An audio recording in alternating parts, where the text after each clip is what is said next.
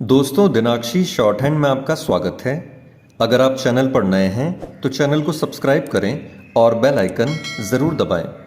आज की संपादकीय डिक्टेशन 90 शब्द प्रति मिनट की गति से 586 शब्दों की एक डिक्टेशन होगी। अगर आपको इस डिक्टेशन की एडवांस आउटलाइंस और वाक्यांश की आवश्यकता है तो आप हमारा पेड बैच ज्वाइन कर सकते हैं। हमारे पेड बैच को ज्वाइन करने के लिए आप डिस्क्रिप्शन बॉक्स में दिए गए मोबाइल नंबर पर व्हाट्सएप कर सकते हैं। तो चलिए डिक्टेशन को स्टार्ट करते हैं। डिक्टेशन 5 सेकंड बाद स्टार्ट होगी। Ready, start. उत्तर प्रदेश से महिलाओं के खिलाफ लगातार जिस तरह के अपराधों की खबरें आ रही हैं, उससे साफ है कि राज्य में कानून व्यवस्था हाशिए पर चली गई है और आपराधिक तत्वों के भीतर कोई खौफ नहीं रह गया है। ताज़ा वाकया लखीमपुर खीरी जिले में सामने आया है, जहां दलित समुदाय से आने वाली 2 नाबालिग और सगी बहनों के शव एक पेड़ पर फंदे से लटके मिले। खबरों के मुताबिक दोनों लड़कियों को उनके घर के सामने से पहले अगवा किया गया था और बाद में उनके शव बरामद हुए।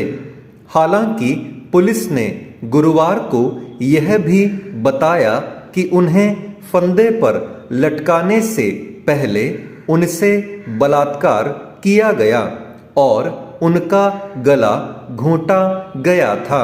इस मामले में पुलिस की सक्रियता बस इसी स्तर पर दिखती है कि हत्या और बलात्कार के सभी आरोपियों को गिरफ्तार कर लिया गया है।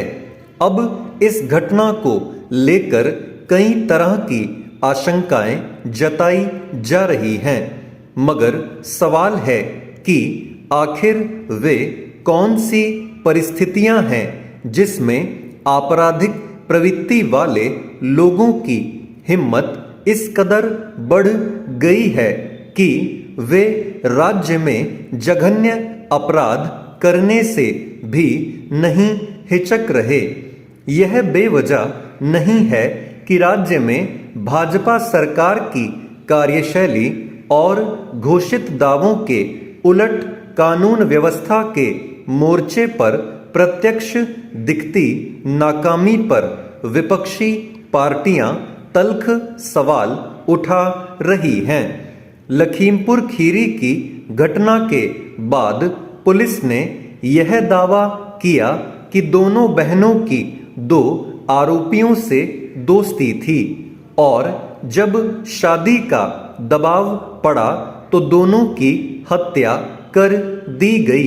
क्या इस तर्क से आपराधिक घटनाओं पर लगाम लगा पाने में अपनी नाकामी पर पर्दा डाला जा सकता है? हालांकि मृत बहनों के परिवार ने पुलिस के दावे को गलत बताया है, लेकिन अगर पुलिस की दलील में कोई दम है भी तो सिर्फ शादी के दबाव की वजह से आरोपियों के भीतर अपनी ही दोस्त की हत्या कर देने की हिम्मत कहां से आई? अगर आपराधिक मानस वाले लोगों को कानून का डर हो तो क्या वे इतनी आसानी से ऐसे अपराधों को अंजाम दे सकते हैं? वहीं भाजपा और उससे जुड़े संगठन राज्य में अपराधों पर लगाम लगाने को लेकर बढ़ चढ़कर दावा करते हैं, लेकिन इस घटना में क्या अपहरण और हत्या को भी सरकार की नाकामी के बजाय किसी प्रचार के मुद्दे के संजाल में उलझकर खत्म होने दिया जाएगा? दरअसल राज्य में कानून व्यवस्था के मामले में अधिकतम सख्ती के तमाम दावों के बावजूद जमीनी हकीकत यह है कि आपराधिक और असामाजिक तत्वों का दुस्साहस बढ़ता जा रहा है। हालत यह है कि राष्ट्रीय अपराध रिकॉर्ड ब्यूरो के आंकड़े में भी उत्तर प्रदेश में अपराधों का ग्राफ चिंतनीय स्तर तक बढ़ चुका है। अगर राज्य सरकार और भाजपा की ओर से आए दिन उत्तर प्रदेश में आपराधिक तत्वों के खिलाफ हर स्तर की सख्ती बरतने के दावे किए जाते हैं तो उसका मकसद क्या होता है?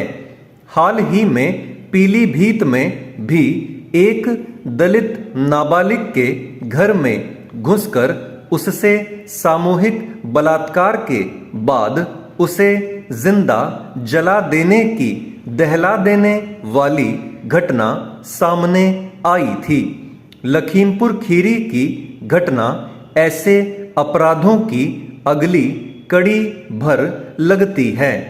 अपराधों पर लगाम लगाने को लेकर सरकार अगर इतनी संवेदनशील है तो उसकी घोषित सख्ती अपराधों को अंजाम देने वालों के भीतर खौफ क्यों नहीं पैदा कर पा रही?